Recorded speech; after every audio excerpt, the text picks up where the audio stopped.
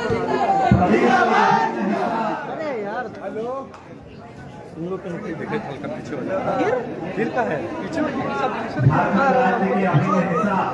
नहीं दिख रहा है बोले कि पीछे हो गया हल्का लाए प्रमंडल के पलामू जिले की इस पावन धरती में हमारे बीच उपस्थित पलामू प्रमंडल के तीनों जिला गढ़वाल लातेहार से पलामू के दूर दराज ग्रामीण क्षेत्रों से चलकर आए हमारे अभिभावक, हमारे गार्जियन, हमारी माताएं, हमारी बहनें, हमारे नौजवान संगी साथियों, आज इस कार्यक्रम को कवरेज दे रहे तमाम लोकतंत्र के चौथे स्तंभ के रूप में जाने वाले मीडिया बंधुओं, press media, electronics media, digital media तथा तमाम मीडिया के स्रोत, हमारे बीच स्थानीय पुलिस चौकी के सिपाही, हमारे बीच मंच में मंचासीन,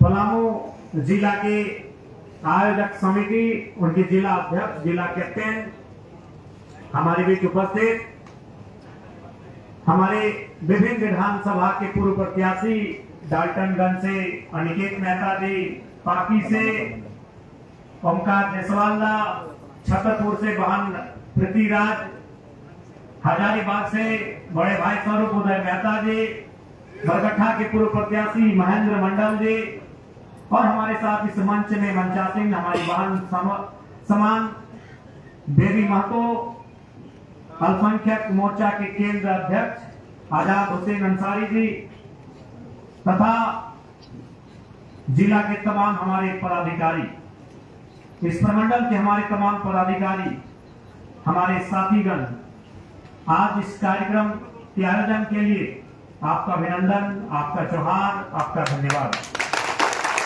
और जब घर से चले थे, चूंकि बारिश का मौसम भी है और सामान्यतः हम लोग सभा कार्यक्रम मंच से नहीं बल्कि खुले मैदान पर क्या करते थे, तो बारिश का मौसम था तो धनबाद, बोकारो, गिरिडीह में भी बहुत सारे जो हमारे विपक्ष के साथी हैं वो कह रहे थे कि धनबाद बोकारो नहीं है विधायक जी, वहां जाएंगे तो 4 को लोग नहीं आएंगे। हम बोले अच्छा है, कोई बात नहीं, लेकिन शायद कई लोग भूल गए थे। यहाँ भी हमारे जिला अध्यक्ष बड़े भाई दिलीप मेहता भी बोलते थे कि विधायक जी क्या होगा, धनबाद बोकारो में जैसा लोग आपको सुनने के लिए आते हैं, आपको लाड गुलाब प्यार देते हैं, पता नहीं पलामू में मिलेगा कि नहीं। तो शायद उन लोग भूल गए थे कि पलामू को टाइगर की धरती कहा जाता है। उन्हें अंदाजा नहीं है कि पलामू को टाइगर की धरती कहा जाता है। वो टाइगर गिरिडीह से आए या सिमडेगा से आए, साहबगंज से आए, पलामू में स्वागत होगा ही होगा। अभी तो पलामू की जनता ने जो प्यार और जो दुलार, जो स्नेह दिया है आज के इस दृश्य को, क्योंकि बारिश का मौसम भी है, बारिश के मौसम में लोग पैसे देकर अगर बुलाते हैं। आज अभी प्रधानमंत्री जी का पटना में या बिहार में कहीं कार्यक्रम था, वहां की बहनों को जबरन, जो स्वास्थ्य कर्मी है, आंगनबाड़ी है, सेविका है, उनको जबरन ले जाया गया। तो लोग जबरदस्ती नेताओं के सभा में नहीं जाते हैं और बारिश के मौसम में पलामू की इस धरती में जगह कम पड़ रहा है, तो निसंदेह ये आपका आशीर्वाद है। और हम लोग को भी विश्वास है कि आने वाले दिनों में पलामू के साथ साथ पूरे झारखंड राज्य को हम लोग बेहतर दिशा देने का काम करेंगे। पलामू यानी पलास, पलामू का प यानी पलास, ला यानी ला और मौ यानी महुआ। कितना सुंदर, इसके नामकरण में ही, यानी पलामू के जो बुजुर्ग थे, पता नहीं 100 साल पहले इसका नाम दिया गया है या 500 साल पहले इसका नामकरण किया गया है या 1000 साल पहले इसका नामकरण किया गया है, लेकिन कितनी सुंदरता के साथ, कितना सटीक पलामू का नामकरण किया गया है कि प से पलास, लौ से ला, मौ से महुआ। क्या सौभाग्य रहा होगा पलामू वासियों का, क्या इतिहास रहा होगा पलामू वासियों का, क्या भूगोल रहा होगा पलामू वासियों का। ये पलामू का 3 अक्षर का नाम बता रहा है कितना गौरवशाली रहा होगा ये पलामू। हमारे नौजवान पीढ़ी का ये प्रयास होगा, जेएमएम पार्टी का ये प्रयास होगा, आज जिस पलामू को उसके नाम से नहीं सुनकर, उसके नाम के मतलब को जानकर हमें गौरव महसूस होता है, हमें गर्व महसूस होता है। आज उस पलामू को लोग पलायन के लिए भी जानने लगे हैं। आज उस पलामू को एक निर्जन स्थल के रूप में भी जानने लगे हैं। आज उस पलामू को कहीं ना कहीं करप्शन के रूप में भी लोग जानने लगे हैं। तो आज हमें आवश्यकता है पुनः अपने गौरवशाली इतिहास से प्रेरणा लेते हुए इस पलामू को पुनः सुंदर और सुसज्जित बनाया जाए। इसके लिए आज हमें मेहनत करने की आवश्यकता है। ये मैं नौजवान साथियों से कहना चाहूंगा। आज वर्तमान में झारखंड मुक्ति मोर्चा के नेतृत्व में सरकार है। चुनाव से पहले, शायद इससे पूर्व के चुनाव में उनके जो टीम के कैप्टन हैं माननीय हेमंत सोरेन जी, उनके मुख से ही मैंने सुना था कि यदि उनकी सरकार आएगी पलामू को उप राजधानी बनाएंगे। मुझे लगता है आज आवश्यकता है पलामू को एक नई उप राजधानी बनाने की।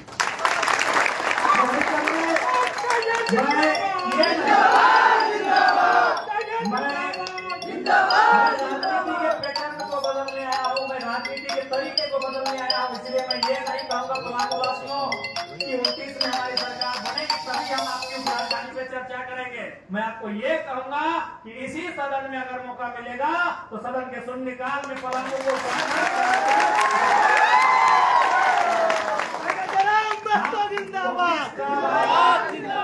में क्या होगा मैं उसके लिए बात नहीं करूंगा।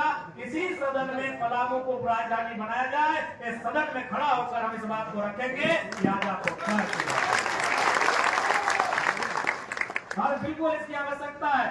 आज हम भी जब घर से आए तो हमने अपने अंगरक्षकों से कहा, हमारे जो ड्राइवर हैं, चालक हैं, उनसे कहा, हमारे जो साथी हमारे साथ आए हैं उनसे कहा कि आप लोग गूगल कीजिए कि किधर से रास्ता सही है पलामू जाने का। तो हजारीबाग चतरा का रास्ता दिखा, एक बिहार से रास्ता दिखा। इन्होंने कहा विधायक जी रास्ता तो सामने आपका चतरा हजारीबाग से पड़ेगा, लेकिन अगर आप लोग थोड़ा चूंकि कि पलामू को ये कोई भाषण नहीं, ये कोई चुनावी एजेंडा नहीं, पलामू की जनभावना है कि पलामू को उप राजधानी बनाया जाए। ये लोगों की जरूरत है, एक आम जनता की जरूरत है कि पलामू को उप राजधानी बनाया जाए। तो निसंदेह आगामी जो सत्र चलेगा इस बात को सदन के पटल पे जरूर रखा जाएगा कि आपने जो वादा किया था माननीय मुख्यमंत्री महोदय, मैया सम्मान योजना के अलावे भी बहुत सारे काम हैं जो करना चाहिए और आपको करने के लिए हम लोग बाध्य करेंगे। 29 क्या होगा नहीं होगा वो तो जनता तय करेगी, लेकिन इसी अभी जो समय बचा है इसी कालखंड में अकेले हम इन पे पर्याप्त पड़ रहे हैं। अब ऐसा समय आया है कि ये लोग हमारे समय में भी कटौती करने लगे हैं। ये तो आप घर से बैठकर अपने टेलीविजन में या किसी मोबाइल में देखते होंगे। बाकी विधायक खड़े होते हैं तो उनको बोलता है कि माननीय सदस्य फलना आप अपना बात रखिए, लेकिन जैसे ही डुमरी का नाम लिया जाता है माननीय सदस्य डुमरी, उसके बाद तुरंत अध्यक्ष महोदय बोलते हैं समय का ध्यान रखिएगा। बाकी जो भी और भी सदस्य को वो आमंत्रित करते हैं, उनको बात रखने का अवसर देते हैं, वो अपनी बातों को रखते हैं, लेकिन जैसे ही हमारे नाम का उद्घोष होता है माननीय स्पीकर महोदय के श्रीमुख से, वो दूसरा लाइन यही भी बोलते हैं कि थोड़ा समय का ध्यान रखिए। सबको मालूम है कि अगर इस शख्स को समय दिया जाएगा तो फिर ये सरकार की एक एक नीति होगी, ऐसा धागा खोलेगा जो पूरे राज्य को उसका चेहरा पता चलेगा। तो ये कहीं ना कहीं आपका विश्वास, आपका प्रेम, और क्योंकि हम लोगों ने सबसे पहला हथियार माना है एजुकेशन, हमने सबसे पहला हथियार माना है शिक्षा को, और आज ये शिक्षा ही है कि आज आपके बीच हम आए हैं और आप सुन रहे हैं। वरना अगर बात करें सुंदरता की तो इस झारखंड में हमसे सुंदर नौजवान कितने हैं, हमको देखें टकला मुंडा ऐसे आ गए, एक सामान्य सा चप्पल पांव में पहने हैं, एक साथ ये टी शर्ट भी आप दिल्ली दहे जाने के कहां से ला दिए। हम बोले कि भाई हम रात में आए तो दूसरा जगह, अभी भी चूंकि आए तो दूसरा बारिश हो रही तो हमें जो कपड़ा पहन के आए गंदा हो गया, बोले दिल्ली था सब थोड़ा सा कपड़ा मैला हो गया है, तो यही ड्रेस लिए, यही पहने और यही हम सुबह उठ के आपके बीच चले आए। तो इसलिए आज अगर आप हमें सुन रहे हैं, आज अगर पूरे राज्य के लोग हमें सुन रहे हैं, अपनी समस्याओं को हमारे पास लेकर जा रहे हैं, तो इसलिए नहीं कि हम अच्छा दिखते हैं, हमारी ऊंचाई अच्छी है, हमारी लंबाई अच्छी है, इसलिए कि लड़का जो भी बोलता है टू द पॉइंट बोलता है, पढ़ा लिखा लड़का है। इसलिए हमारा प्रयास यही रहेगा कि पढ़े लिखे नौजवानों को राजनीति में लाने का अवसर दिया जाएगा। देखिए बुजुर्ग लोग भी बैठे हैं, महिला लोग भी बैठे हैं, नौजवान भी बैठे हैं, कोई कोई भगवान को मानता है, कोई ईश्वर को मानता है, कोई अल्लाह को मानता है, कोई जीसस को मानता है, कोई महान गुरु को मानता है, कोई बुढ़ा बाबा को मानता है। सबकी आस्थाएं हमारी अलग अलग हो सकती हैं, लेकिन हमारी जरूरत एक है। हमारे ईश्वर अलग अलग हो सकते हैं, हमारी पूजा पद्धति अलग अलग हो सकती है। कोई प्रार्थना करता है, कोई इबादत करता है, सबकी आस्था अलग हो सकती है, सबका मत अलग हो सकता है, लेकिन हमारी जरूरत एक ही है, वो है रोटी कुर्ता और मकान की जरूरत है। ये किसी की अलग नहीं है, ये किसी की अलग नहीं है। दिलीप मेहता भाई हो सके कृष्णा जी को मानते हैं, ओमकार जायसवाल जी शंकर जी को मानते हैं, आजाद हुसैन अल्लाह को मानते होंगे, लेकिन जरूरत इनकी भी वही है, रोटी कुर्ता मकान की।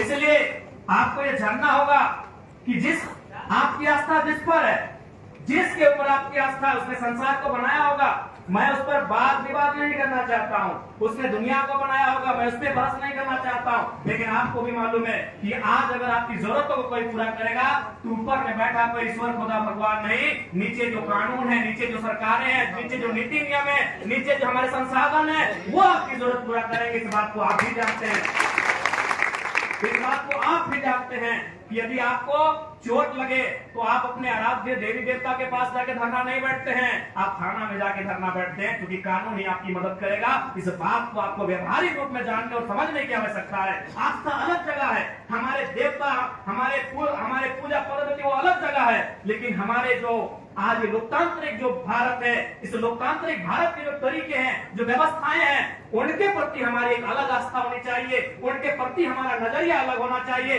इस बात को भी हमें तय करने की आवश्यकता है। इसलिए आज पलामू की पावन धरती में हम इतना जरूर कहेंगे कि आज राजनीति एक ऐसा जगह है जिससे हमारी समस्याओं का समाधान है। क्योंकि भारत राजा का देश नहीं है, भारत में राजतंत्र नहीं है, भारत में प्रजातंत्र है, भारत में लोकतंत्र है, भारत में जनतंत्र है, भारत में गणतंत्र है। और उस गणतंत्र का आधार भारत का संविधान है, और वो संविधान की रक्षा कौन करते हैं? राजनेता करते हैं, जिनको हम लोग या तो राज्य में असेंबली कहिए और देश में पार्लियामेंट कहिए। और वहां कौन चुन के जाते हैं? हमारे और आपके वोटों से लीडर चुन के जाते हैं। इसलिए लीडर का चुनाव बढ़िया होना चाहिए। आज हम अपने लीडर की शिकायत करते हैं, हम फिर जब चुनाव आता है हम उनको वोट करते हैं, फिर चुनाव के 6 महीने बाद हम उनकी शिकायत करते हैं। तो उसका कारण कहीं ना कहीं हमारा नजरिया है, हमारी मानसिकता है। मैं आप सभी को तो नहीं कहूंगा, लेकिन ये सच्चाई है। मैं डायरेक्ट आपको नहीं कहूंगा, लेकिन ये सच्चाई है। आज चुनाव का प्रचलन क्या है हमारे राज्य में? आज चुनाव का प्रचलन क्या है हमारे देश में? कोई हमें 500 रुपया थमा दे, कोई हमें एक बोतल शराब थमा दे, कोई हमें मांस मदिरा थमा दे, तो उन्हें हम वोट कर जाते हैं। एक बात दिल से सोचिए कि 500 रुपए में हम अपना ईमान बरकरार नहीं रख पाए तो विधायक लोग को 5 करोड़ का लालच मिलता है। कैसे ईमान रखें? हम 500 रुपए में अपने ईमान को नहीं रख पाए और हम ना चाहते हुए फिर उसी नेता को वोट दे दिए कि भैया रात को पैसा पकड़ लिए, भैया रात को हम पैसा पकड़ लिए हैं। रास्ते में जाते जाते अरे भोटवा लाए तो 2 पीस और मिठवा तो खा ले, भैया खा लिए है, अब खा लिए तो गुनवा कैसे रहेगा? जब हम 500 रुपए में अपना ईमान को नहीं रख पाते तो सोच के देखिए, एक करप्शन में नेताओं के पास 5 करोड़ से लेकर कई करोड़ तक लिया जाता है कि नेताजी इसमें आप चुप रहिए, नेताजी इसमें फाइल में साइन कर दीजिएगा, नेताजी इस विषय को विधानसभा मत उठाइएगा। तो बताइए वो अपने ईमान रख पाएंगे? जब हम जनता 500 रुपए में ईमान को नहीं रख पाते हैं तो हम उस नेता से कैसे अपेक्षा रखें, कैसे उम्मीद रखें कि 5 करोड़ मिलने के बाद अपने ईमान को जिंदा रखें? इसलिए अगर वास्तव में इस राज्य को बदलना है तो ऐसे नेता चुनना होगा जिन्हें मोह माया ना मोह होगा।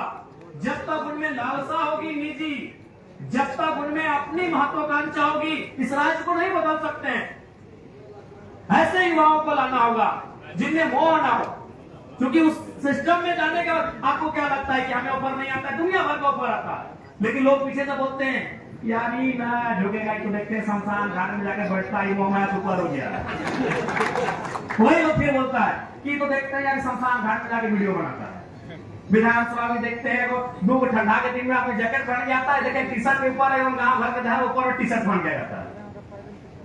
तो आज अगर हम लोग को ऐसे युवाओं का चयन करना होगा, आज क्या वो डर भी है। जैसे बचपन में हम लोग का नानी डराती थी, खासकर हमारा नानी बहुत डराई है कि उस पीपल पेड़ के नीचे नहीं जाना शाम के समय, वहां को ब्रह्मचारी भूत है, वो जरिया जंगल में मत जाना, वहां सांप है बिच्छू है। उसी प्रकार आज लोग हमें युवाओं को डराते हैं कि राजनीति में मत आना, राजनीति दलदल है, राजनीति कीचड़ है, और नौजवान डॉक्टर इंजीनियर बनने लगते हैं और फिर उसी राजनेता को जाके पैरवी करते हैं कि हमारा यहाँ ट्रांसफर कर दे। घर में बचपन में लोग डराते थे हमें कि वहां नहीं जाना, वहां भूत है, लेकिन वहां जब चले गए तो पता चला भूत नहीं है। तो ठीक उसी प्रकार आज नौजवानों को उस डर को जो इनके माइंडसेट में डाल दिया गया है कि राजनीति एक दलदल है, राजनीति एक कीचड़ है। वहां जाके देखिए ठीक है कीचड़ है, लेकिन किसने कहा साफ नहीं होगा? हाँ है कीचड़ है दलदल, लेकिन किसने कहा साफ नहीं होगा? आज साफ करने के लिए हम प्रयास कर रहे हैं। आज क्यों इनको हमसे तकलीफ है? विधायक तो बहुत सारे नायक हैं, आपके यहाँ के विधायक भी कम उम्र में विधायक बन के गए थे। झारखंड में कई विधायक है जो 30-35 साल में विधायक बन के गए, लेकिन पहला विधायक है जो खाली पांव बिना चप्पल के पहुंच गया, उसको तकलीफ हुआ। आज इस देश की सबसे बड़ी समस्या क्या है? कैपिटलिज्म। आज हर कोई, हर दूसरा घर परेशान है, आज हर व्यक्ति परेशान है, किसान परेशान है, छोटे व्यापारी परेशान है, मजदूर परेशान है, हर वर्ग परेशान है। कारण क्या है? कैपिटलिज्म। कि कुछ लोगों के पास बहुत पैसा है और बहुत बड़ी आबादी के पास कुछ नहीं है, तो जब हम खाली पांव जाते हैं ना, उनको चोट पहुंचता है कि कैसे विधायक बने। परेशानी हमसे क्यों है? अरे हमारी उम्र में बहुत सारे लोग विधायक बने, लेकिन विधायक बनने के बाद उन्होंने उसी प्रचलन को अपनाया, उसी प्रोटोकॉल को अपनाया। आज हमारा खाली पांव जाना उनकी करोड़ों के रुपए को ठोकर जैसा लगता है। एक बागी कहां से होता है? ये धारा के विपरीत कैसे बहने लगा है? तो इसलिए आज आवश्यकता है राजनीतिक सुधार की, और पलामू की पावन धरती से ये विश्वास हो रहा है कि राजनीतिक बदलाव जरूर इस राज्य में होंगे, क्योंकि राजनीति है, ये व्यवस्था ही है जिसमें हम लोग आके इस व्यवस्था को बदल सकते हैं। व्यवस्था से इतर होकर इस व्यवस्था को नहीं बदल सकते हैं। इसलिए आज पलामू की पावन धरती में आज सभी से मेरा ये अनुरोध होगा कि आप राजनीति को समझें। अगर आज आप राजनीति को नहीं समझेंगे तो राजनीति आपको नहीं समझेगी। आपको राजनीति को समझना होगा, आपको लोकतंत्र के मूल्यों को समझना होगा, आज आपको कानूनों को समझना होगा, तभी जाकर इस राज्य को हम लोग बेहतर बना सकते हैं। आज चुनाव बहुत महत्वपूर्ण है, हमारा मत महत्वपूर्ण है, आज उसी का परिणाम है। आज देख सकते हैं सरकार बहुत अभिमान से काम कर रही है, उसके अभिमान से काम करने का कारण यही है कि उनको लगता है हमारे पास बहुमत की सीटें हैं, हमारे पास 56 सीटें हैं। लेकिन उनको बता दीजिए बहुमत अंग्रेजों के पास भी था, शासन अंग्रेजों ने भी किया था, बहुमत उनके भी पास था जिन्होंने सुकरात को विष का प्याला पिलाया था, बहुमत उनके भी पास था जिन्होंने ब्रूनो को जिंदा जलाया था। लेकिन सैकड़ों साल के बाद उन्होंने माफी मांगा था कि बहुमत होने के बाद भी जरूर नहीं कि हम सही थे, हम गलत थे। इसलिए आज सरकार के दम भर रही है कि हमारे पास बहुमत है, हम सत्ता में हैं, हम शासन में हैं। इसके मतलब ये नहीं कि यही सही है। अगर शासन करना ही सही है तो अंग्रेजों ने 2 साल शासन किया था, 200 साल।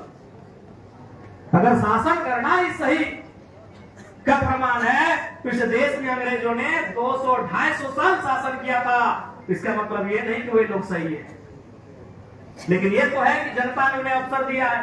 क्योंकि आज हमारे देश का जो वोटर है, हमारे देश के जो वोटर्स है, उनका माइंडसेट एक अलग डिफरेंट का है, एक आइडियोलॉजी का हो चुका है कि भाई एक आइडियोलॉजी ये है कि एनडीए के साइड से जो भी आएंगे वो कोई भी रहे, बेकार रहे में मतलब नहीं, हम उनको वोट कर देंगे।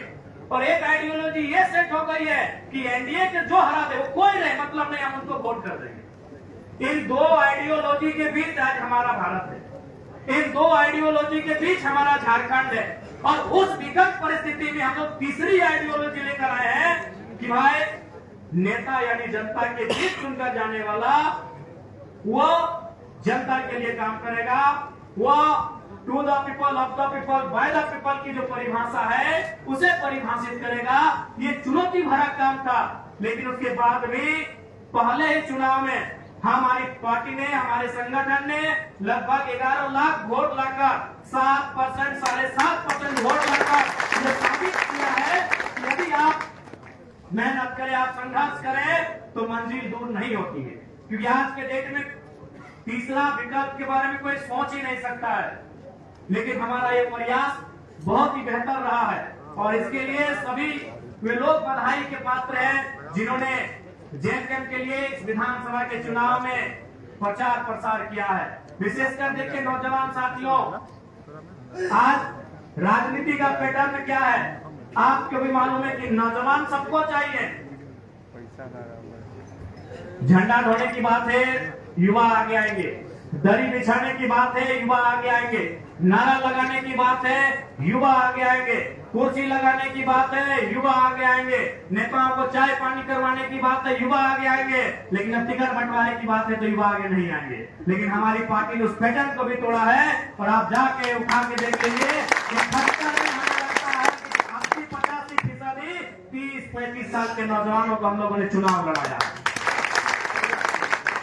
उस परिपाटी को हम लोगों ने तोड़ा है, क्योंकि हमारा मानना है और आपका भी मानना है कि एक ऐसी अवस्था युवा पीढ़ी जिनमें जुनून है, उनमें काम करने की क्षमता है।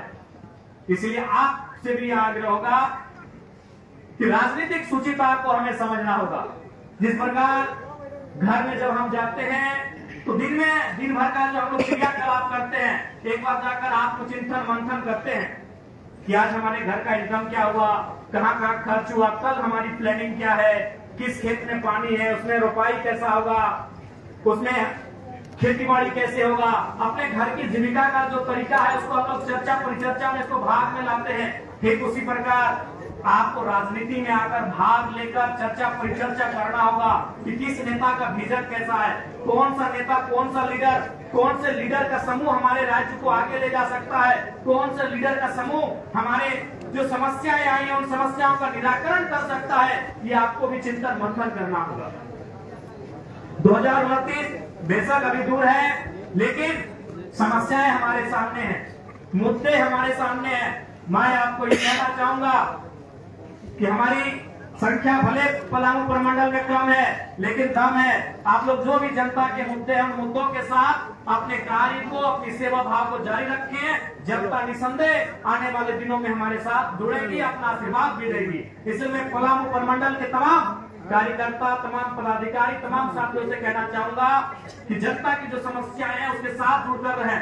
उन समस्याओं के साथ, चाहे वो प्रखंड स्तरीय रहे, जिला स्तरीय रहे, उन मुद्दों के समाधान के लिए प्रयासरत रहे। निसंदेह पलामू की धरती में भी हम लोग बेहतर करने में सफल होंगे। और आज का ये कार्यक्रम, आज की ये सभा इस बात का प्रमाण है कि पलामू धनबाद बोकारो के तर्ज पर जेल कैंप की एक नई उभरती हुई पार्टी को अपना आशीर्वाद देने के लिए तत्पर है। आज पलामू के सभी लोगों को धन्यवाद देना चाहेंगे। और निसंदेह आज इस राज्य, जिस उम्मीद के साथ इस राज्य का निर्माण हुआ था, आज 25 साल हो चुके हैं। 25 साल यानी एक लड़का या लड़की अगर जन्म ली होगी 25 साल पहले, तो आज वो युवावस्था के आसपास आ गया होगा। आज वो बड़ा हो चुका होगा, आज वो जवान हो चुका होगा, आज अपने पांवों पे खड़ा हो चुका होगा।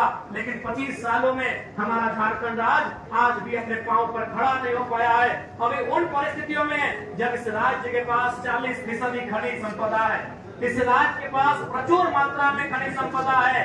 इस राज्य की एक खासियत है कि पूरे विश्व के मानचित्र में इस राज्य को एक विशेष स्थान मिला है। लेकिन उसके बाद भी हमारा दुर्भाग्य है कि आज हमारा राज्य किसी भी टैक्स को देख लें, आपके हाथों में हजारों रुपए के मोबाइल हैं, उनमें आपका गूगल का साइट है, क्रोम का साइट है। किसी भी टैक्स को आप सर्च कर लें, चाहे वो एजुकेशन का इंडेक्स हो, चाहे वो हेल्थ का इंडेक्स हो, चाहे वो किसी भी डिपार्टमेंट का इंडेक्स हो, हमारा राज्य 20वें नंबर पर, हमारा राज्य 22वें नंबर पर है। क्योंकि हमने विजनरी लीडर को नहीं खोजा, हमने ऐसे लीडरों का चुनाव नहीं किया जो इस राज्य को आगे ले जा सके।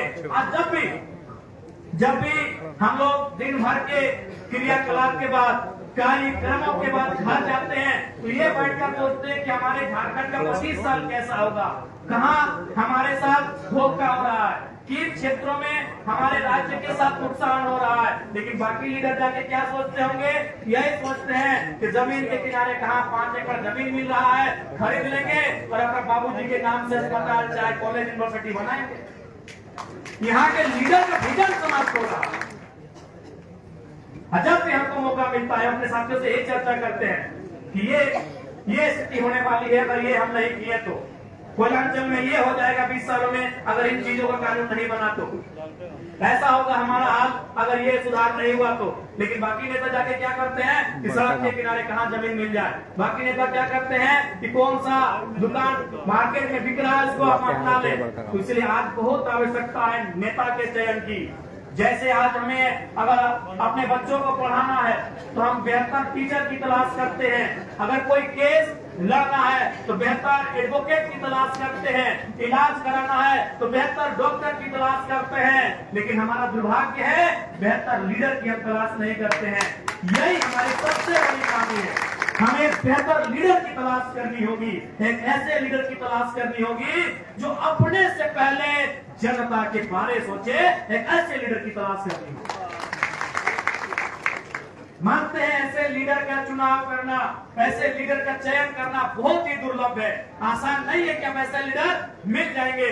क्योंकि लीडर ना बनने से पहले वे बहुत कुछ कहते हैं, बहुत कुछ बोलते हैं, लेकिन लीडर बनने के बाद वो उसी परिपाटी को फॉलो करते हैं। लेकिन आज मैं आपको विश्वास के साथ बताना चाहूंगा कि डुमरी विधायक जयराम महतो उन प्रोटोकॉल को बहुत दूर रखता है, उस परिपाटी को भी बहुत दूर रखता है। लीडर बनने से पहले जो हमने कहा था, लीडर बनने के बाद भी हमारा व्यवहार वही है, ये आपको पूरे विश्वास के साथ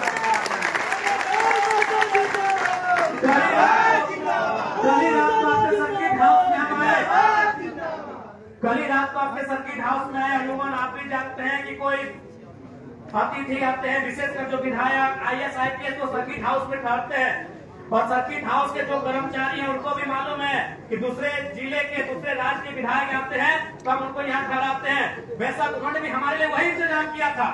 लेकिन विधायक का एक प्रोटोकॉल होता है, मैंने बार का एक प्रोटोकॉल, एक परिपाटी, उन्होंने हमारे एक अलग कमरा लगाया था।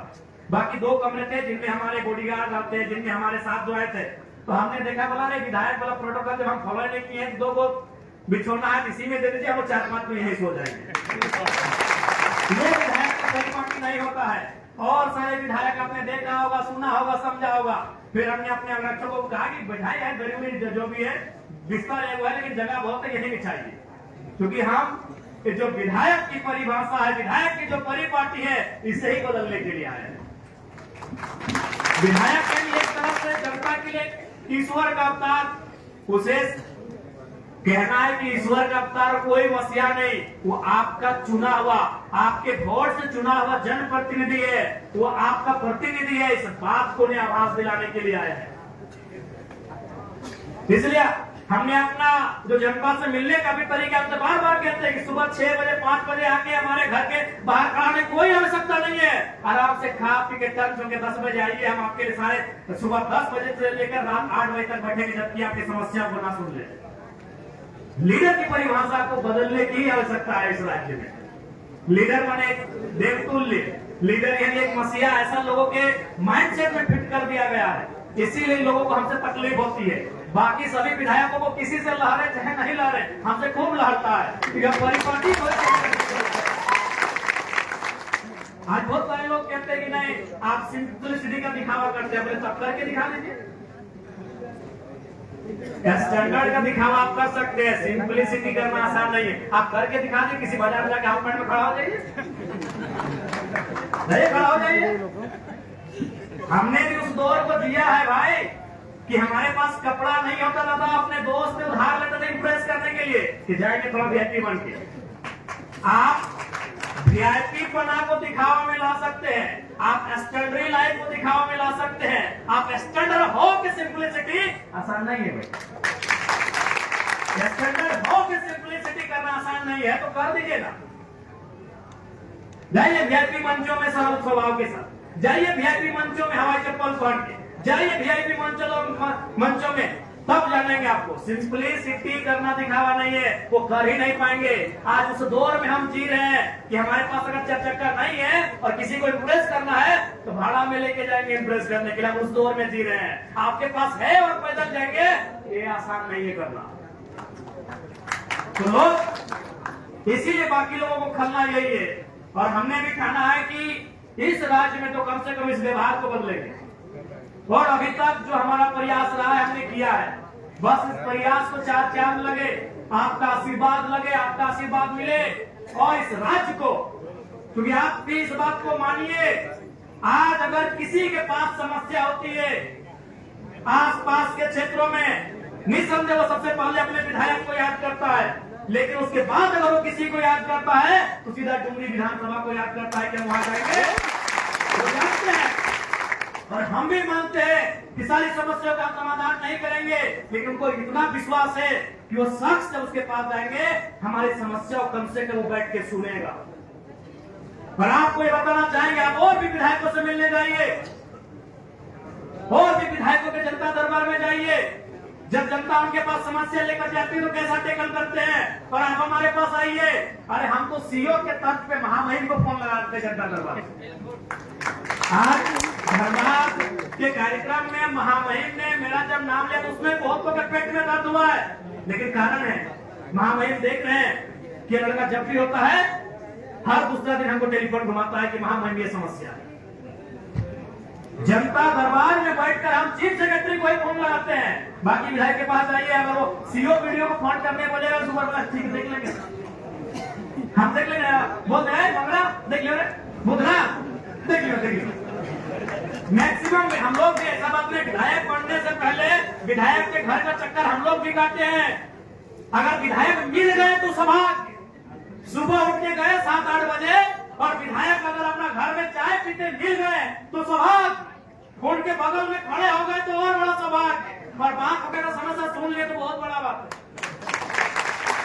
विधायक नहीं बनने से पहले हम लोगों ने भी विधायकों के चक्कर काटे हैं। आप भी जानते हैं विधायक के घर जाने से पहले 3 दिन पहले तैयारी होता था कि विधायक के यहाँ जाना है, लेकिन आज जहाँ जनता है वहीं जनता दरबार है। सड़क में मिल गए तो वहीं किनारे गमछी बिछा के बैठ लिए। डीसी को फोन लगाना है डीसी को लगाइए, आईएएस को लगाना है, आईपीएस को लगाना है, डायरेक्टर को लगाना है, सेक्रेटरी को लगाना है, जिस लेवल का है हम अपना अटेम्प्ट जरूर देते हैं। हम ये नहीं कर रहे हैं कि सारी समस्या का हम समाधान कर देते हैं, लेकिन अपना अटेम्प्ट एक विधायक की हैसियत से, एक एमएलए की हैसियत से हम जरूर देते हैं। इसलिए चूंकि मेरा मानना है कि जिन उम्मीदों के साथ झारखंड राज्य बना है उन उम्मीदों के में आज भी झारखंड बहुत पीछे है। और सबसे बड़ा दुर्भाग्य इस राज्य का ये है कि जब हमारे घर के भाई हो बहन लोग जब वो अपनी योग्यता को साबित करते हुए जब उन जगहों में जाकर बैठते हैं जहां से झारखंड को बदलने की अपेक्षा है, वो खुद जाकर बदल जाते हैं। आज वीडियो कौन है? कोई झारखंड का ही बेटा होगा। थाना प्रभारी कौन है? शायद कोई झारखंड का बेटा या बेटी होगी। अधिकांश डीएसपी कौन है? शायद झारखंड का ही बेटा या बेटी होंगी, लेकिन फिर भी बालू लूट रहा है, फिर भी कोयला लूट रहा है। सबसे बड़ा तकलीफ इसी बात का है कि झारखंड के लोग झारखंड को लूटने में सहयोग करते हैं। सबसे बड़ा तकलीफ और दुख इसी बात का है कि झारखंड के लोग झारखंड को लूटने में सहयोग करते हैं। 1970 का दौर कुछ और था, 1980 का दौर कुछ और था। वहां सिपाही भी झारखंड का बड़ी मुश्किल से मिलता था। बीडीओ सीओ दरोगा तो दूर की बात, डीएसपी तो आसमान की बात। वहां सिपाही, वहां हवलदार, जमादार झारखंडी लोग मिलता था। तब शिकायत हो सकती है कि भाई झारखंड लूट रहा है। क्योंकि थाना प्रभारी हमारा नहीं है, बीडीओ बाबू हमारा नहीं है, सीओ हमारा नहीं है, डीएसपी हमारा नहीं है, झारखंड लूट रहा है। लेकिन 2025 में तस्वीर बदल चुकी है। अधिकांश युवा युवतियां झारखंड के ही बीडीओ बड़ा बाबू सीओ के पोस्ट पर है, फिर भी झारखंड लूट रहा है। ये सबसे बड़ा तकलीफ का बात है। इसलिए लूट रहा है क्योंकि सरकार का अपनी व्यवस्था पर नियंत्रण नहीं है। एक दिन एक एसपी से हम बैठे तो सीधे बोले, विधायक जी ऐसे बातचीत हुआ तो उन्होंने बताया कि हम 2007 के मैट्रिक है। तो हमने कहा कि हम भी 2009 के मैट्रिक है। तो बोला, हम लोग तो भाई एक ही उम्र के हैं, आप एमएलए बन गए, हम एसपी बन गए, लेकिन ईमानदारी से कहें, भले जनता को लगे आप हम लोग को धमकाइए, कुछ हो बोलिए, लेकिन हम लोग को फाइल रांची से आता है। कसम से हम अपना जिला में भी निर्णय नहीं ले पाते। जिला में निर्णय का मतलब था थाना प्रभारी का इस थाना से दूसरे थाना में शिफ्ट करना। ये एसपी के हाथ में नहीं है, झारखंड में एसपी की जुबानी कि हमको कोई मंत्री का चिट्ठी आ जाता है कि आपके टेबल में फाइल भेज दिए हैं, बस आपको साइन करना है। तो जब तक इन व्यवस्थाओं को बदलने के लिए आपको विधायकों की संख्या बढ़ानी होगी, आपको सरकार में आना होगा, सत्ता को जानना होगा, सत्ता को समझना होगा, सत्ता को चलाना होगा, ये व्यवस्थाएं बदलेगी। मैंने विधानसभा के सत्र में भी कहा था कि झारखंड का जो आम व्यक्ति है, जो गांव में रहता है, खेतों में खतियानों में काम करता है, जो फैक्ट्रियों में मजदूरी करता है, जो रेजा कुली का काम करता है, जो चाय दुकान पान दुकान की ड्यूटी लगाता है, उसे नहीं मालूम है पॉलिसी क्या है, उसे नहीं मालूम है कि आपका बजट क्या है, उसे मालूम है थाना, अंचल और ब्लॉक। ये तीन चीज वो जानता है। अगर ये तीन चीजों में आप दुरुस्त कर दें, इससे अगर आप करप्शन से मुक्त कर दें, तो झारखंड के लोगों के लिए बहुत बड़ी बात होगी। और ये तभी होगा जब आप उस सिस्टम में बैठेंगे। आज बड़ा दुख लगता है, 25 सालों के झारखंड में आज हमारे पास क्या है? खनिज संपदा के बाद भी हमारे पास क्या है? इसके लिए नियत और नेतृत्व होना चाहिए। इनकी नियत नहीं है और ना ही नेतृत्व। अगर नियत और नेतृत्व अगर सटीक हो जाएगी तो हमें लगता है कि हमारा झारखंड राज्य कम से कम टॉप 5 के पायदान में जरूर है। हमारे पास बहुत ही संसाधन है, बस हमारे पास नियत और नेतृत्व की कमी है। इसलिए आपसे अनुरोध है, आप सभी से आग्रह है कि आने वाले चुनाव में कम से कम युवाओं को नेतृत्व का ऐसा अवसर दे कि अपनी काबिलियत से, अपने सामर्थ्य से इस राज्य को बदलने का हुनर रखे। आपको ये प्रयास करना होगा। आज पलामू की पावन धरती में कहना चाहेंगे, आज अभी हमारे बहुत सारे भाई लोग चतुर्थ वर्गीय जो कर्मचारी की बहाली है, जिसमें जिला स्तरीय बहाली की बात आई, बहुत सारी शिकायतें आई। आज मैं उनको स्पष्ट कहना चाहूंगा, निसंदेह आपके जो पत्र ज्ञापन के माध्यम से हमें प्राप्त हुए हैं, निसंदेह उस पर हम लोग का जो भी प्रयास बनेगा, चाहे वो जिला स्तरीय प्रयास होगा या राज्य स्तरीय प्रयास होगा, उस पर हम लोग कभी नहीं रखेंगे। और आज छोटे 6 महीने के कार्यकाल में हम लोगों ने करके दिखाया है। चाहे जेपीएससी के चेयरमैन नियुक्ति का मामला हो, सदन में हमने सवाल उठाया, एक सप्ताह में चेयरमैन को नियुक्त किया गया। पलामू के बहुत सारे भाई जेपीएससी का जो ये रिजल्ट प्रकाशन के मामले को लेकर आंदोलन कर रहे थे, जिनमें विशेषकर पलामू प्रमंडल के भाइयों की भागीदारी कुछ ज्यादा थी, वो आमरण अनशन पर बैठे थे। उस अनशन को हम लोगों ने मैंने जाकर तोड़ा, उनसे कहा कि यही रीत है कि युद्ध करिए, फिर आराम करिए, फिर खा पी के टाइम होकर युद्ध करिए। उनके अनशन को तोड़ा, उनको हमने महामहिम से मिलाया और महामहिम से मैंने सख्त आग्रह किया कि महामहिम, जब त्राही लोग ये करते हैं तो महामहिम को लोग याद करते हैं। आज छात्र त्राही कर रहे हैं, आपको इसको संज्ञान लेना होगा और कम समय में रिजल्ट का प्रकाशन कैसे हो, आपको मार्गदर्शन करना होगा। और वो हमारा एक प्रयास था कि हमें लगता है कि महामहिम के उनसे मिलने के शायद 3 दिन के बाद ही जो रिजल्ट 11 महीना से पेंडिंग था, उस रिजल्ट का प्रकाशन किया जाता। ऐसा नहीं है, हम एक विधायक होने के बाद भी क्षमता से बढ़कर हमने प्रयास किया है। अब चाहे अपनी बात को विधानसभा में रखना हो, चाहे कोई मसला हो, कोई मुद्दा हो, उस विषय को मैंने मजबूती के साथ रखने का प्रयास किया है। लेकिन आपको भी मालूम है, कोई भी विधायक रहे, कोई भी पार्टी रहे, वह उतना ही ज्यादा मजबूत होता है जितना उसके पास विधायकों की संख्या होती है। इस बात को ध्यान में रखिए। आज हमारे पूर्व के वक्ताओं ने भी कहा कि आज बहुत सारे लोग अफसोस कर रहे हैं कि काश इस नौजवान के साथ इसके जैसे और 4-5 विधायक भेजे होते तो आज विधानसभा के रूपरेखा कुछ और। आज विधानसभा का रूपरेखा कुछ और होता जब एक विधायक बन के हम विपक्ष की भूमिका में है। आप जो विपक्ष के राजनीतिक दल है उनसे भी पूछिए, आज एक अकेला विधायक हो गया, अभी 2-3 मिनट का समय में हम विपक्ष की भूमिका निभा रहे हैं।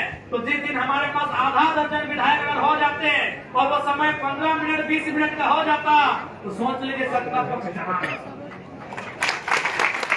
हमारे एक सवाल से ये हम लोग अपनी प्रशंसा नहीं कर रहे हैं। आपने देखा होगा कि सवाल था हमारा इरफान अंसारी जी से और खड़ा हो गए हेमंत सोरेन जी।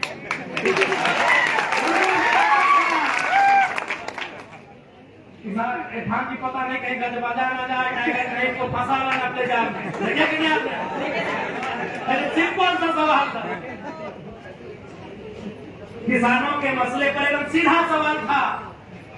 इरफान अंसारी जी 2-3 लाइन बोले जयराम जी बताइए, समझ नहीं पा रहे, बोले गलत कर रहे, समझ में नहीं आ रहा, सिंपल सवाल पूछ रहे। मुख्यमंत्री के लगा नहीं भाई थोड़ा सा डेमेज कंट्रोल करते हैं, आपने देखा 1 दिन नहीं 2-3 दिन कई अवसर पर आपने देखा होगा कि हमारे सवाल को उत्तर देने के लिए खड़ा हुए कोई और मंत्री और जवाब देने के लिए सीएम साहब को भी खड़ा हुआ। तो आप अनुभव कीजिए कि अगर मेरे साइड से अगर विधायकों की संख्या बढ़ेगी तो सदन का परिणाम क्या होगा, सदन का माहौल क्या होगा। और एक बात तो ईमानदारी से आप भी जान रहे, पता नहीं पलामू का नहीं कहेंगे, लेकिन उत्तरी छोटा नागपुर, कोल्हान और छोटा नागपुर के बारे में यही कहेंगे कि विधानसभा का जो डिबेट जिस चैनल में चलता है ना, उसको अभी लोग जाके सब्सक्राइब किए कि जरा मातो क्या बोले। लोग यहाँ देश में नहीं जानते कि डिबेट कौन चैनल में चल रहा है, विधायक वहाँ क्या बोल रहा है। उस चैनल को अभी जाके लोगों ने सब्सक्राइब किया है और अभी उसका संख्या भी बढ़ा है। एक विधायक आने से इतना माहौल बदला है, एक विधायक आने से इतना परिपाटी बदला है। जिस दिन दर्जनों विधायक आएंगे, 20, 22, 24 और संख्या 40 के पार होगी, आप कल्पना कर सकते हैं ये राज्य जरूर बदलेगा, बस अब तो उसमें निष्ठा होनी चाहिए। इसलिए आज आप सभी से आग्रह होगी और निसंदेह आज झारखंड की सबसे ज्वलंत मांग स्थानीय नीति है। आज देखिए कि आंदोलन हम लोग झारखंड में कर रहे हैं और इसका असर बिहार में हो रहा है। बिहार में नेता प्रतिपक्ष माननीय तेजस्वी साहब कह रहे हैं कि हम अब बिहार में अगर सरकार बनेगी तो बिहार की जो नौकरियां हैं वो 100% बिहारियों को दी जाएंगी। आंदोलन झारखंड में हो रहा है, असर बिहार में हो रहा है। आज जन स्वराज पार्टी आज अपने जब कैंपेन में जाती है, चुनाव कैंपेन में, वो जाके झारखंड के 80 विधायक नहीं, एक लोकते विधायक के उदाहरण को रखती है कि झारखंड की असेंबली में एक नया विधायक आया है गरीब घर का, जाइए उसको सुनिए, उसको देखिए कैसे अकेले वो सदन में जनता की बातों को उठाता है। आंदोलन हम झारखंड में कर रहे हैं, असर बिहार में हो रहा है, ये आप छुपा नहीं।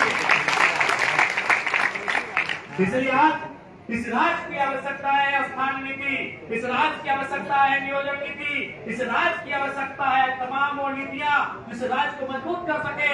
इसलिए उस दिशा में अगर हमें बढ़ना है तो आपको राजनीति में बदलाव करने ही होंगे। कि आज से आपसे अपील करने के लिए आए हैं। निसंदेह हमें काम करने के लिए लगन है, उत्सुकता है, संभावना है, बस संख्या नहीं। संख्या बढ़ेगी, संभावना बढ़ेगी, उत्सुकता बढ़ेगी। इसलिए आपसे आग्रह है, एक बार जरूर आत्ममंथन करें, जरूर आत्मचिंतन करें कि इस बार झारखंड की राजनीति की जो परिपाटी है उसे बदलना है या नहीं बदलना है। ये धरती वीरों की धरती है, चाहे वो नीलांबर पीतांबर रहे, राजा मेदिनी राय रहे या गणपत बाबू रहे, अनगिनत किस्से इस मिट्टी से जुड़े हैं, अनगिनत आंदोलन की दास्तां को इस मिट्टी ने देखा है। लेकिन आज हमारी सूझबूझ नहीं होने के कारण, आज राजनेताओं में विजन नहीं होने के कारण उस गौरवशाली परंपरा को, उस गौरवशाली इतिहास को मिट्टी में मिलाने में लगे हैं। तो आज हमें आवश्यकता है आगे आकर अपने कर्तव्य के अनुपालन करने की आवश्यकता है। ये पलामू की धरती में हम एक एक जनवासी से, एक एक जनता जनार्दन से कहना चाहेंगे और आपसे पुनः कहेंगे, ऐसा नहीं है आप जेएलके पार्टी को लेकर, आप जयराम महतो के नेतृत्व को लेकर फैसला करने में भी 4 साल समय है।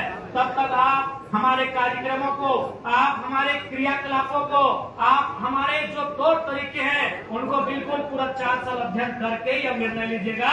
जल्दबाजी में कोई निर्णय मत लीजिएगा। हम लोग भोपा हुआ लीडर बनने नहीं आए हैं, हम लोग जबरन आपसे वोट मांगने या राजनीति करने नहीं आए हैं। आपको समय दे रहे हैं कि आप समय लें, आप अपने मस्तिष्क का उपयोग करें, क्योंकि हम अभी शादी ब्याह 2-4 को बचले हैं। 3 महीना से हम लोग लड़का लड़की देख रहे हैं। मौसा अलग गए हैं, मामा अलग गए हैं, फूफा अलग गए हैं, जीजाजी अलग गए हैं। जब अपना बेटा या बेटी का विवाह करना है, उसके लिए हम इतना समय ले रहे हैं, तो अपने राज की बागडोर किसी को देना है तो उसके लिए भी समय लेने की आवश्यकता है। उसके लिए भी आपको देखने की आवश्यकता है। आप सोचिए, जिसको भी देना है, जिसके भी हाथों में नेतृत्व देना है, आपको सोचने की आवश्यकता है। आज माननीय हेमंत सोरेन जी के नेतृत्व में जो सरकार चल रही है, आपको भी मालूम है परिवार की सरकार चल रही है। चूंकि उनकी अर्धांगिनी एक स्त्री है, इसीलिए हम टिप्पणी विशेष नहीं करेंगे। चूंकि मेरा एक मर्यादा है, हम स्त्री चाहे विधायक सांसद हम विशेष टिप्पणी, विशेष तथ्य की आलोचना नहीं करते हैं। लेकिन कुछ सच्चाई आप भी देखे होंगे, कुछ चीजें आप भी देखे होंगे जो प्रोटोकॉल के अनुसार नहीं है। आप बहुत सारे कार्यक्रम देखे होंगे, बहुत सारी तस्वीरें आपके सामने आई होंगी कि महामहिम बैठे हैं, बगल में मुख्यमंत्री बैठे हैं, बगल में उनकी अर्धांगिनी बैठी है। मैं उन पर टिप्पणी नहीं कर रहा हूं, लेकिन प्रोटोकॉल और मर्यादा के हिसाब से उचित नहीं, क्योंकि एक विधायक है और जो बाकी विधायकों का सम्मान है वो सम्मान उनको भी मिलना चाहिए। लेकिन बिल्कुल उसके दूरे हट के राजतंत्र जैसा परिदृश्य देखने को मिलता है। ये तस्वीरों में आपने देखा महामहिम के बगल में माननीय मुख्यमंत्री बैठ सकते हैं, माननीय स्पीकर भी बैठ सकते हैं, ये प्रोटोकॉल है। लेकिन गांधी विधायिका अगर बैठ रही है तो वो लोकतंत्र का नहीं, राजतंत्र का प्रतीक है। मैं ये तो आपको समझ में आनी चाहिए। एक परिवार के अलावा कोई विशेष न उन्नति हो रहा है, न उत्थान हो रहा है। आज आदिवासी सरकार कहने वाले, आदिवासी तो लगातार सड़कों पे है, आदिवासी समूह लगातार सड़कों पे है। क्योंकि बेशक उनको विरासत में राजगद्दी माननीय महोदय को मिल गया है, लेकिन विजन कहां से लेके आए, विजन वो कहां से लेके आए, उसमें भारी कमी रही। राजगद्दी तो उनको मिल गई, क्योंकि निसंदेह उनके पिताजी आंदोलनकारी है, सर्वसहमति से आंदोलनकारी है, उसमें कोई दो राय नहीं है। लेकिन उनको तो विरासत में मिला, विरासत में गद्दी तो साहब जी को मिल गई। लेकिन इस राज्य को गति से कैसे बढ़ाना है वो आपके सामने है। एक भी परीक्षा का परिणाम इस राज्य में बिना किसी विवाद के प्रकाशित ही नहीं होता। एक भी नियुक्ति इस राज्य में बिना किसी विवाद के दिया ही नहीं जाता। जब लहू बहाने का समय आया, जब इस राज्य को गढ़ने का समय आया, जिस राज्य को अलग करने का समय आया, तो झारखंड के लोगों ने आंदोलन किया, झारखंड के लोगों ने अपने सर कटवा लिए, झारखंड के लोगों ने अपने बच्चों को यतीम होने तक छोड़ दिया कि तुम्हारे को कुछ हो जाए, इस राज्य को बनाना है। लेकिन जब राज्य मिल गया तो फिर उन्हीं के हाथों में सत्ता की चाबी। बस केवल नक्शे से काटकर हमने बिहार का एक हिस्सा लिया है, उसे संवैधानिक रूप से बिहार राज्य पुनर्गठन अधिनियम के तहत एक नया नाम झारखंड दिया है। लेकिन ये कड़वी सच्चाई है कि चलाने वाले वही लोग हैं जो झारखंड राज्य देना भी चाहते।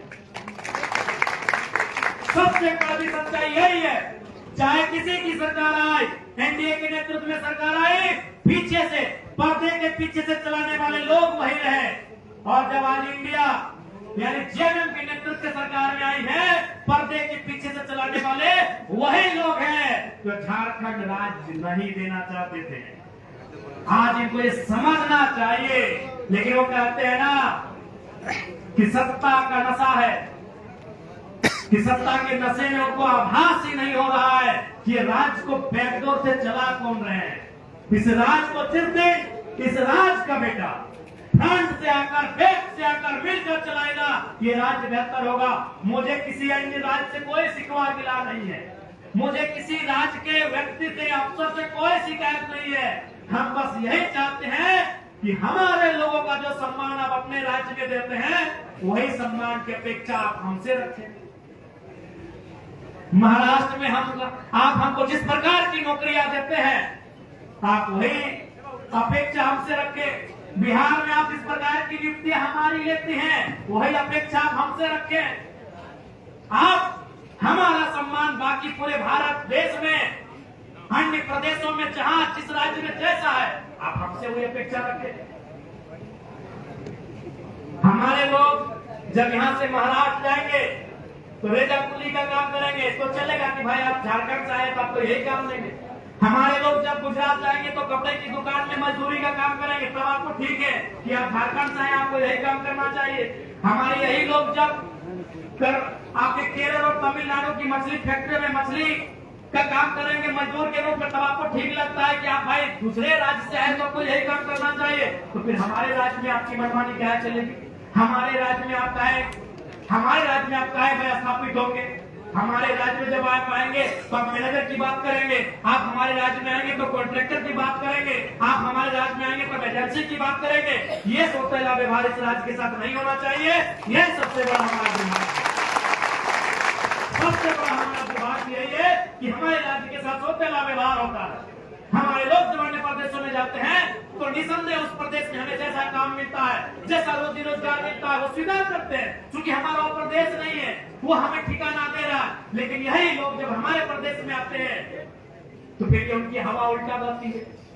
इसलिए आज आत्मचिंतन करने की आवश्यकता है, आज आत्ममंथन करने की आवश्यकता है, इस राज्य को लेकर कहां जाना है। और मुझे पूर्ण विश्वास है जिस दिन हमारे राजनीतिक दल से विधायकों की संख्या बढ़ेगी, माननीय सदस्यों की संख्या बढ़ेगी, जरूर इस राज्य में बदलाव होगा। और आपको 6 महीना के कार्यकाल में और एक विधानसभा के सत्र में आपको दिखा दिया है कि विधायक का पावर क्या होगा। ये करना नहीं चाहते हैं। मैं आपको बताना चाहूंगा, 26 स्टूडेंट उनका रजिस्ट्रेशन में गड़बड़ी था। हमारे एक हस्ताक्षर से 6 घंटा के लिए साइट खुला होगा, 26 का पुनः रजिस्ट्रेशन हो गया। ये एमएलए की ताकत होती है। लेकिन ये लोग करना नहीं चाहते हैं, ये लोग करना नहीं चाहते। क्योंकि इसलिए नहीं करना चाहते हैं क्योंकि ये जानते हैं कि चुनाव हम समीकरण से जीत के आए, जनता हमको वोट देगी ही देगी, जनता हमको वोट देगी ही देगी। इस माइंडसेट से चुनाव जीत के आते हैं।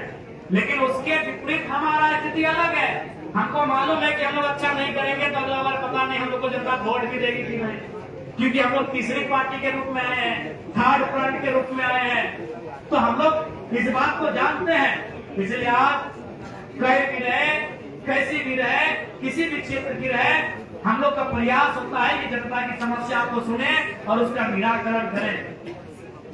आज पलामू की धरती इतना गौरवशाली और गरिमामय इतिहास रहा है, लेकिन आज अन्य जिलों की तरह पलामू क्षेत्र की भी स्थिति जो है वो कहीं न कहीं दिन ब दिन बदसूरत होते जा रही है। आज आवश्यकता है सरकार को इस क्षेत्र में रोजगार सृजन करने की।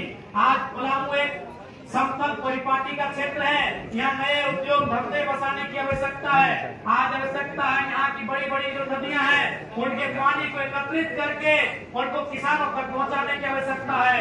आज आवश्यकता है नए नए वैकल्पिक रास्ते तैयार करके यहाँ के नौजवानों को रोजगार से जोड़ा जाए और जो हताशा निराशा भरे जीवन जीने के लिए बेबस मजबूर हो रहे हैं उन युवाओं में उम्मीद की एक नई गिरफ्त लागे। ये सरकार को रास्ता तलाश करने की आवश्यकता है। मैं निसंदेह विधानसभा के सत्र में सरकार पर भाषण के माध्यम से इन बातों को जरूर संप्रेषित करूंगा कि राज्य की दिशा को किस ओर लेकर जाना है। बस अपने समय मिल जाए, क्योंकि समय नहीं मिल पाता है और खड़ा होते ही अध्यक्ष महोदय बोलते थोड़ा टाइम को देख लीजिएगा, बोले जो करना है भाई। क्योंकि विधानसभा की गरिमा जैसे गांव घरों में अगर हमारा किसी से विवाद होता है और उस विवाद से लगता है कि हमें न्याय नहीं मिला है, तो हम बोलते हैं कि चलो तुमको कोर्ट में देख लेंगे, क्योंकि उस कोर्ट में हमारी आस्था है कि भले थाना प्रभारी नहीं हमको मेरा पक्ष सुन लिए, वीडियो सीओ भले हमको दरकिनार कर दिए, एसपी डीएसपी हमको दरकिनार कर दिए, लेकिन शायद कोर्ट में न्याय हो जाएगा। इसलिए आम व्यक्ति बोलता है चलो कोर्ट में देख लेंगे। अब आज लोग ये भी बोलते हैं विधायक जी विधानसभा उठा देगा, उसको लगता है कि शायद विधानसभा में जो बातें आएंगी उस पर काम होगा, क्योंकि वहां वन टाइम इस राज्य के 81 विधायक बैठे होते हैं, इसलिए उसकी आस्था होती है कि शायद विधानसभा में जो बातें उठेंगी शायद उस पर काम हो। इसलिए समय का महत्वपूर्ण स्थान है, लेकिन फिर भी हम लोग सड़क में भी लड़ना जानते हैं और स्पीकर के सामने भी लड़ना जानते हैं, लड़ झगड़ के अपना समय ले ही लेते हैं। कभी कभी बीच में दूसरे को मंत्री खड़ा होकर डिस्टर्ब करने के लिए रहते हैं, उनको भी हिसाब किताब करिए।